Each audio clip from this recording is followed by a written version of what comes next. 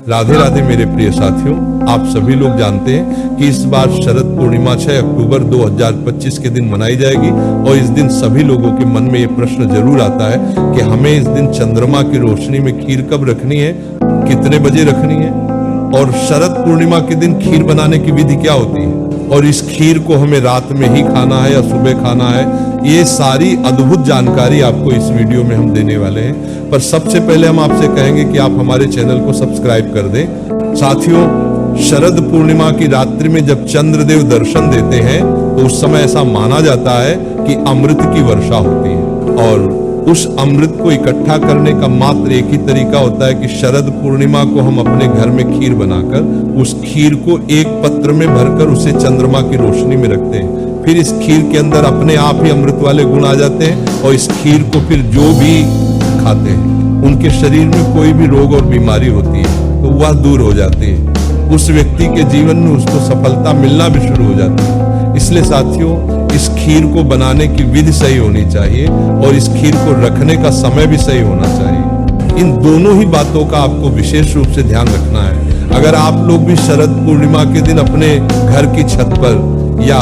चंद्रमा की रोशनी में ही रखने वाले हैं तो साथियों, अब हम सबसे पहले ये जानते हैं कि ये खीर आखिर आपको बनाने किस चीज की है। तो देखिए, शरद पूर्णिमा के दिन जो खीर बनाई जाती है वह चावल की बनाई जाती है और इसमें शुद्ध देसी गाय के दूध का इस्तेमाल किया जाता है और इस खीर के अंदर आप चाहे तो शक्कर या गुड़ का प्रयोग भी कर सकते हैं। इसके अलावा लौंग, इलायची, केसर, बादाम जो भी आप अलग से डालना चाहे वो डाल सकते हैं।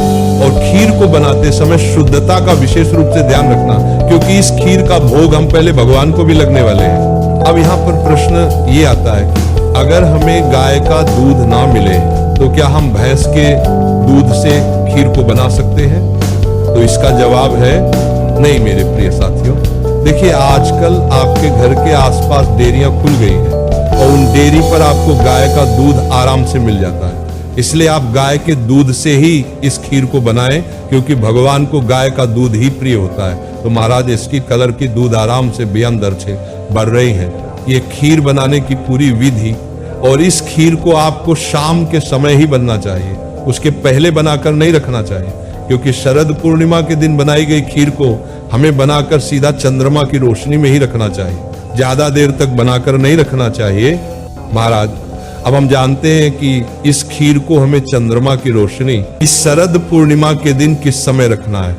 तो देखिए साथियों, जब आप अपने घर में शरद पूर्णिमा के दिन रात्रि में खीर बनाकर तैयार कर ले तो उससे कुछ समय, जैसे कि 5 से 10 मिनट तक ऐसे ही रखें ताकि वह हल्की सी ठंडी हो जाए। फिर उसे आप बड़े से कटोरे में भरें।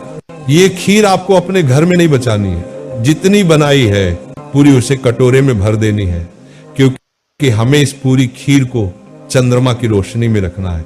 जितनी ज्यादा खीर होगी उतना ज्यादा अमृत आपको मिल जाएगा। तो आप ये मानकर चलें कि अमृत की ज्यादा वर्षा रात में 10 बजे के बाद से होती है। हालांकि ऐसा कुछ समय निश्चित नहीं है, पर 10 बजे के बाद से चंद्रमा की रोशनी अच्छे से पूरी पृथ्वी पर फैलना शुरू हो जाती है। इस वजह से आप अपनी खीर को लगभग शाम को 7-8 बजे बनकर तैयार कर लें और उसके बाद रात्रि में 10 बजे के बाद शरद पूर्णिमा के दिन आप अपनी खीर के कटोरा को बाहर लेकर आ जाए। अब देखिए, यहाँ पर कुछ लोगों के खुद के घर होंगे, कुछ के किराए के घर होंगे, कुछ मल्टीस में रहते होंगे। तो आपको अपने इस खीर के कटोरा को बस ऐसी जगह पर रखना है जहां पर चंद्रमा की रोशनी काफी समय तक रहे। जैसे कि आप अपने घर की छत पर इस खीर के कटोरा को रख सकते हैं या घर के आंगन में भी रख सकते हैं या अपने घर की खिड़की या दरवाजे के पास में भी रख सकते हैं। जहां पर चंद्रमा की रोशनी आ रही हो वैसे इस खीर को चांदी के कटोरे में रखा जाता है।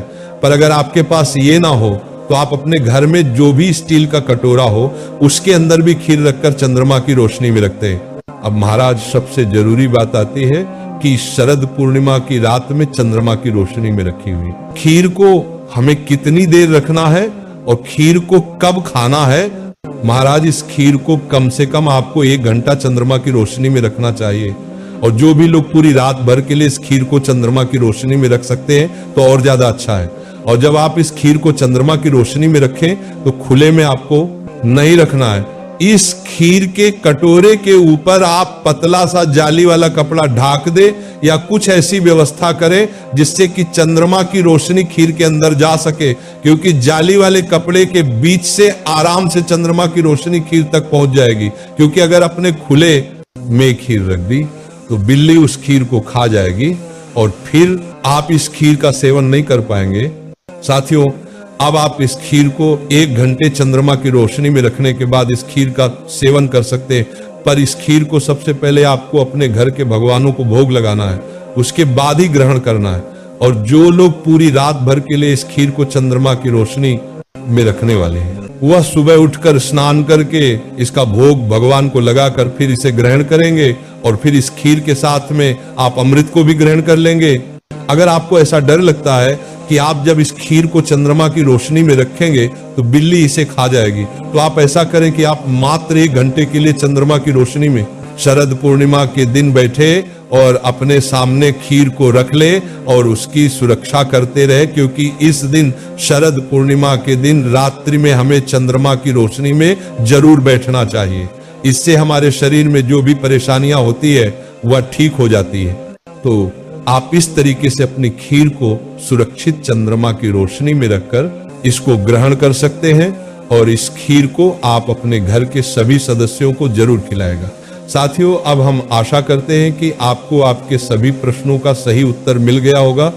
अगर अभी भी आपके मन में कोई ऐसा प्रश्न है इस शरद पूर्णिमा को लेकर जिसका आपको जवाब नहीं मिला है, तो आप हमसे कमेंट करके पूछ सकते हैं।